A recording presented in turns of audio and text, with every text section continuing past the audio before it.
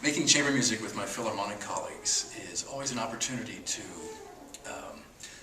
duplicate the Philharmonic orchestra experience, but in a highly concentrated form. It's like boiling down a sauce into its essence.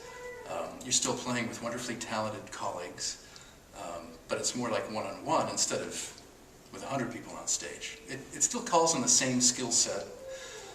You've got to listen, you have to respond, you have to be in the music in real time. But of course your part is exposed.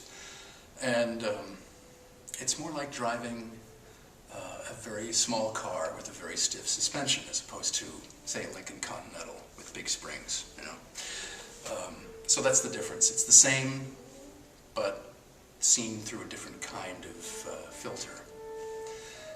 It's also fun having Alan in the group. We get to see him, we get to see another side of his life as a musician. He's kept up his string playing chops admirably well, and I mean, to the point where, speaking for myself, I don't even think about the fact that he is a conductor these days rather than a string player. He's just a colleague sitting there with a viola under his chin and can do whatever is required by the music and the moment. It's not a question of keeping up with us. He's absolutely right in there, and it's a great pleasure to make music with him in that way. The Brahms G Major Sextet is a very special piece in the repertoire.